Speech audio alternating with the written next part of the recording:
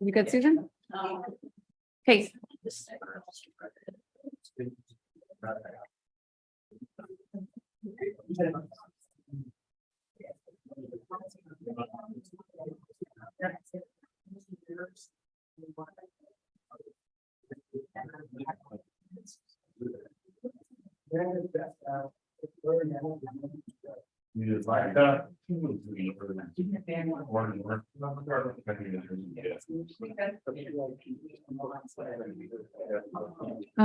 Yeah. We're ready.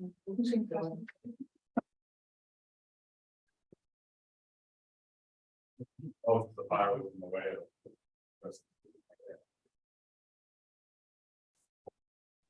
Good morning and welcome to the Calaveras County Board of Supervisors regular meeting for Tuesday, August 22nd, 2023. If you can, please rise for the flag.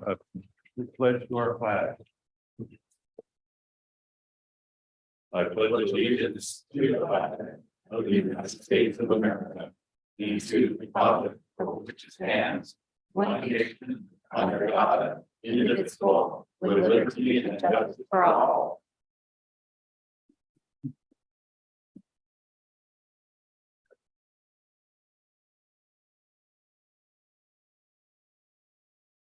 First, I have a couple of announcements this morning. Supervisor Fallendorf will be joining us via Zoom. And Supervisor Fallendorf, is there any members of the public there with you? No. Okay, so there are no public members there.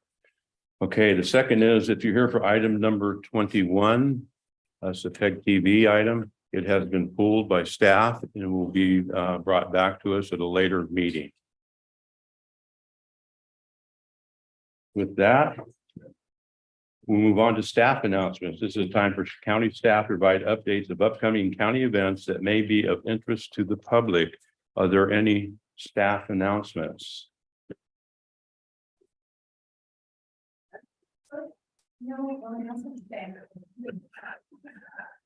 Morning. Morning, Chair, Board of Soups. Mike Masoni, Director, Calaveras OES. Just wanted to remind the public and all of you that we have a disaster loan outreach center that will take place beginning 8/23, so the 23rd through the 25th, 9 to 5 p.m. at San Andreas Library. And this is the Small Business Administration is putting this on in conjunction with OES as a result and a benefit of the DR 4699 resolution that we'll be discussing later on this afternoon as well. So those two events will be occurring on Wednesday, Thursday, Friday, and then culminating on Saturday, August 26th, we have a California Disaster Resource Fair. That's going to be here at the Government Center, 891 Mountain Ranch Road from 9 a.m. to 12 p.m.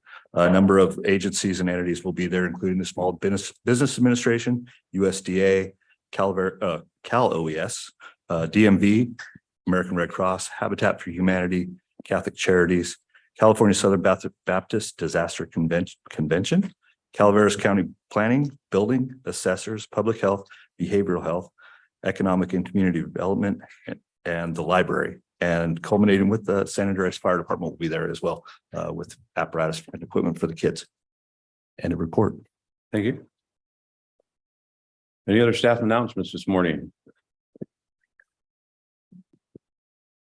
None in the room. Is there any online? There is none online. All right. Move on to the next item, which is general public comments. Any item of interest to the public that is within the subject matter and jurisdiction of the board and is not posted on the consent or regular agenda may be addressed during the public comment period. California law prohibits the board from taking any action on any matter which is not posted on the agenda unless it is determined to be an emergency by the Board of Supervisors. If public comment is completed before the 30-minute allotted time period, the board may immediately move on to the next order of business. If public comment is not completed during the allotted time period, it will be continued as the last item of business in order to provide an opportunity for the remainder of comments to be heard. So, general public comments. Mr. Brock. Good morning.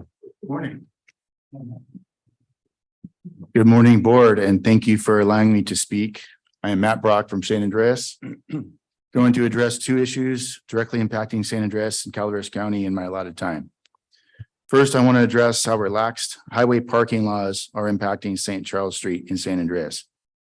1 year ago, we had 0 RVs occupied by transients regularly parking on the streets of San Andreas. 6 months ago, we had an average of 1 RV parking on the streets of San Andreas. Today, we have 2 parking on the streets, 2 RVs occupied by transients. At any time, there will be other transients loitering around these RVs, and it has created a safety issue for our residents and visitors. Citizens attempting to visit one of our most popular local restaurants have to park amongst the transients. And on one occasion, a local probationer was using illicit narcotics in the restroom of this restaurant. After leaving his fentanyl smoking apparatus on the sink of the restaurant, he stumbled out the RV parked just south on St. Charles Street. 10 minutes later, here comes one of my son's classmates walking right by the RV and the loitering transients outside. Daily, our student athletes are subject to this scene as they attempt to run cross country through town. A few months back, one of my student athletes was bitten by a transient's dog. He had to receive medical treatment and injections at Mark Twain Health Center. We're looking to you as our leaders to find a solution to this problem. I've spoken with several CHP officers who told me since there are no parking restrictions on the highway, there's nothing they can do. And I asked them if there were signs limiting parking to 2 or 3 hours with an exception placard for residents and merchants, would you be able to enforce that? And they said, yes, they could. When we travel to affluent areas, you will see such signs along state highways. In particular, areas like Santa Cruz, where RV parking has been effectively controlled. I believe all the people who live in and visit San Andreas would appreciate this work if this work was done on our behalf. Otherwise, what do we have to look forward to? Continued exponential increases of transient RVs. Who in their right mind would want to move their family to our town with RVs parked along the highway? People are trying to escape that when they come visit us. Regarding the narcotics trafficking that goes along with the transient RV parking, I know our sheriff's office is so shorthanded that surveillance is not an option for them at this time. Public safety is like any other labor market in our country. The market ebbs and flows with the economy, and right now the tide is in favor of labor. In these days of hyperinflation, $300 or $400 more on a paycheck means the difference between living in an apartment or buying your first home. And we have to compete with and beat our neighboring agencies. We need to make tough decisions, put public safety first. Members of the DSA need to be rewarded for their tireless work, and they're doing their best to keep our county safe. Thank you.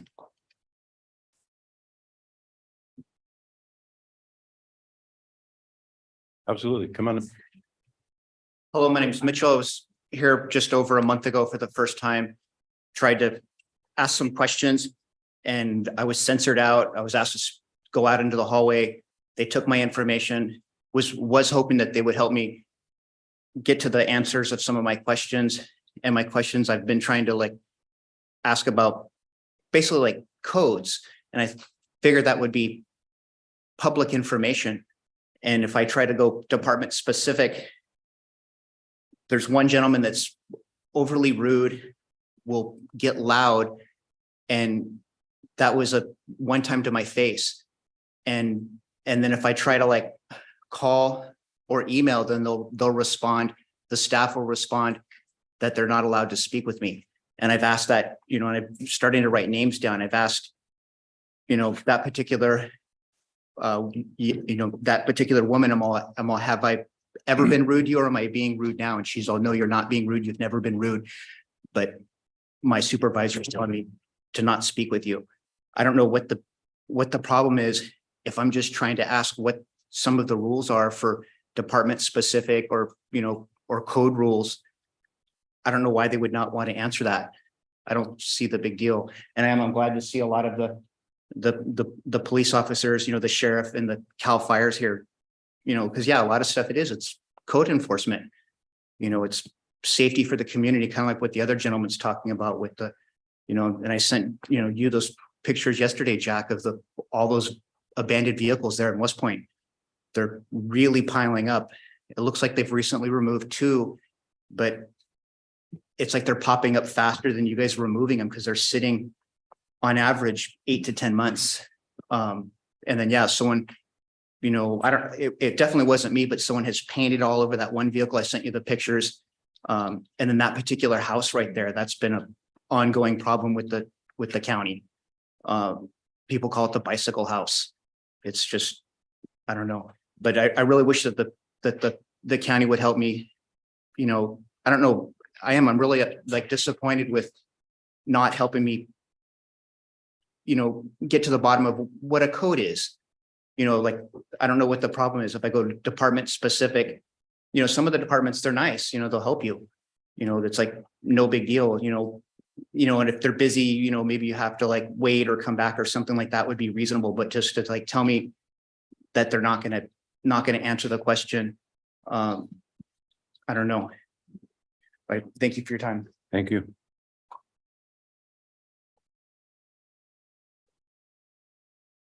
My name is Christopher Butner. I'll be reading from a prepared statement. This morning at 8:55 a.m., I emailed a Public Records Act request to Calaveras County Counsel, Sarah Edwards.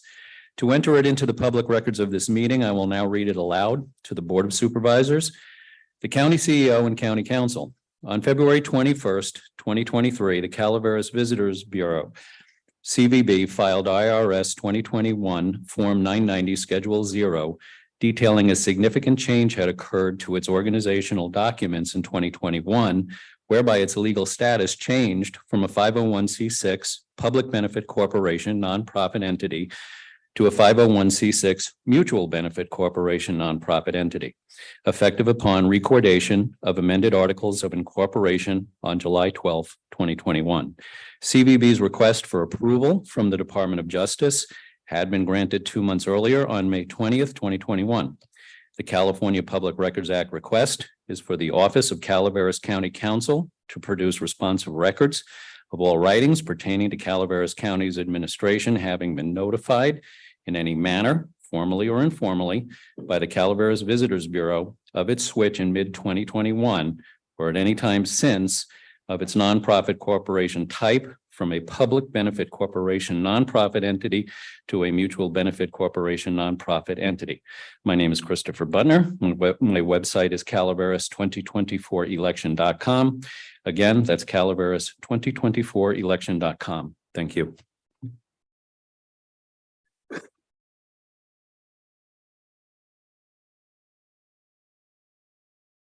Good morning. My name is Scott Gretzmacher. I'm a resident of San Andres. Myself and many other residents are very concerned with the homeless population and the 2 to 3 motorhomes and several other vehicles parking on our roads and streets around town. We have children walking past these motorhomes going to and from school every day. You also have the boys and girls track team that have to run past these said vehicles, as well as residents and what tourists we get. I've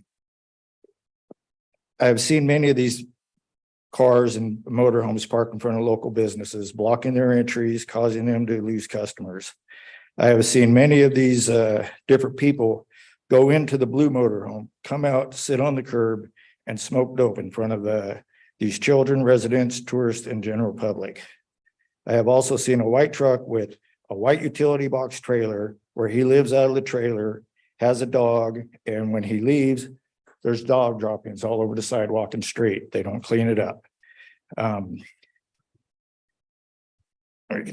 You also have people, you can't go to Turner Park without running into some of these people trying to camp down there. You also have people out on Pole Station Road and in our cemeteries starting fires, and then they don't get cited because they're saying they're warming fires. So I would like to recommend the Board of Supervisors come up with an ordinance or to reach out to Caltrans or the state and possibly get signs put up stating no overnight parking, 2-hour parking to help curb this problem we're having. If we don't have your help in this matter, nothing's going to get done. It's only going to get worse and invite more people to start living in our streets. As a concerned citizen, I'd like you to possibly put this on the agenda so we have an avenue to go down and start addressing the situation. Thank you.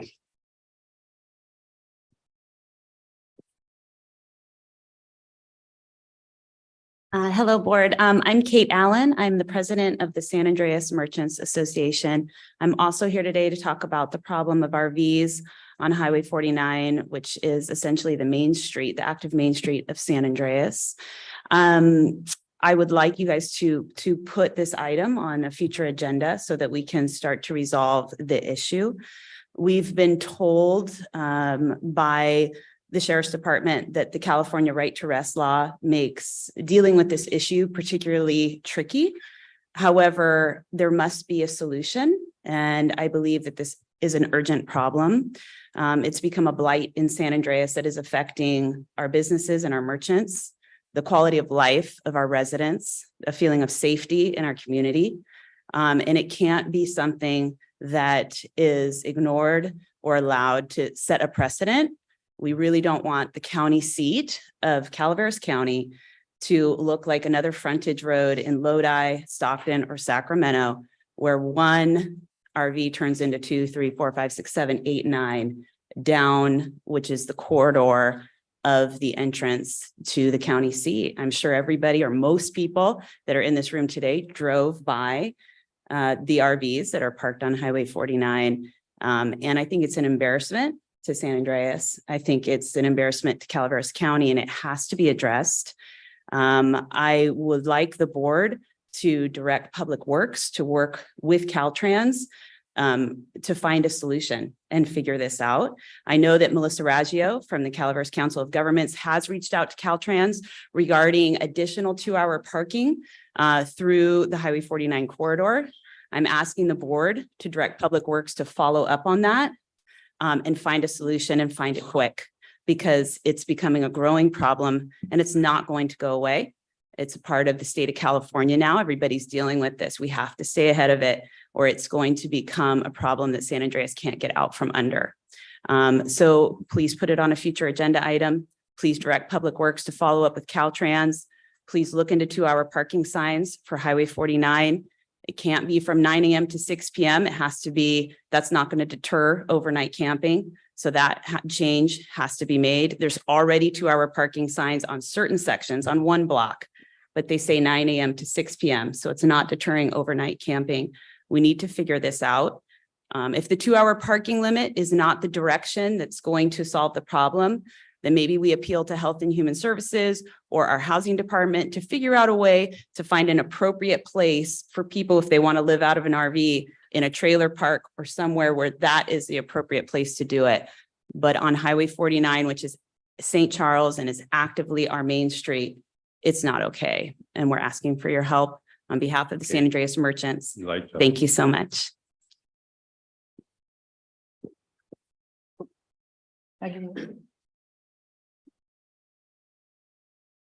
My issue is a little different. Hello, my name is Christine Albertine, and I would like to speak on the issue of staffing for animal services. I hope we can all agree that reliance on volunteers to fully staff the animal shelter is not going to work. I also hope we can agree that additional full-time permanent staff is necessary to fulfill the mission of the animal shelter and to help ensure it's ran in a competent and responsible manner. County Ordinance Section 6.04.060 states that the board by resolution may establish an advisory committee to serve at the pleasure of the board for the purposes of making recommendations for the betterment of the animal control program. Such a committee, comprised of people from a variety of backgrounds, may be able to propose remedies for the staffing issues as well as any other issue the board would like the advisory committee to look into. Even if this does not happen, I have several ideas that may aid in the easing of the tremendous burden that is placed on the current staff and volunteers. You may have already considered these, or you have something in place. In my previous occupation, we utilized the following options and found that they were very effective. Option 1 is interns. By setting up a program with the local high school and possibly Columbia College, an intern can handle various job functions that are needed to ensure animal shelters ran in a safe and effective manner. These students can acquire skills that they can use in later life, and at the same time alleviates some of the burden on the staff and volunteers, the animals and the kids. The animals would certainly benefit from the additional attention. These students may even be able to obtain credit for the work they perform for the county. The second option we used was pies. And in one of our union contracts was a proposal for their permanent intermittent appointments or pies. And briefly, the number of hours and work schedule is determined by operational need. We did permit refusal to accept a position, but after the fourth labor, we subject them to a non-punitive termination. I certainly won't get into the minutiae of it, but how the program worked at this time, or I'd be here for all day. And the third option is RAs. Another provision in the union contract dealt with retired annuitants. By utilizing retired annuitants, you take advantage of their work experience and you don't have to pay retirement benefits. The management rights position in each of your MOUs you have with the different unions allows you the options to find solutions for the current staffing issues. So after all, you are only limited by your imagination. Thank you. Thank you.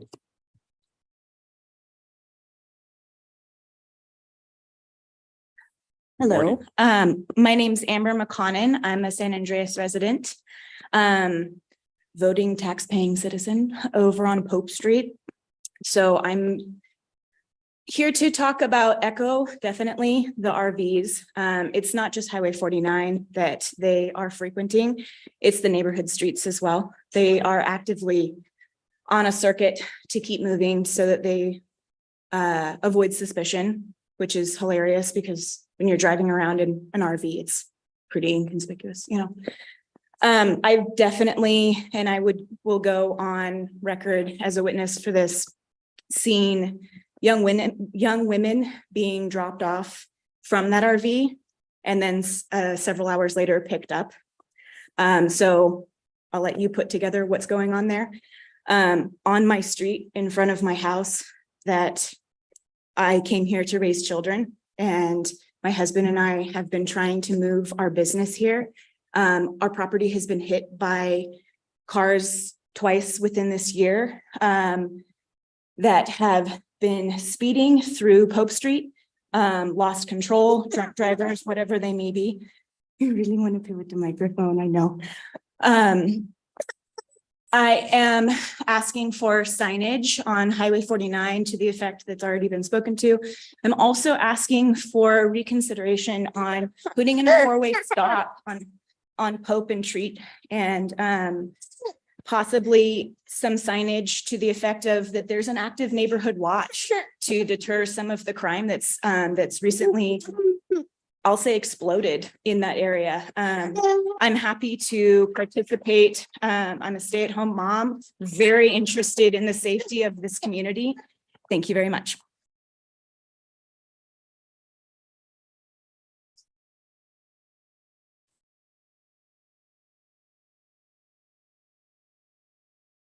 Since it was the mom brigade, I thought I'd just jump on that train.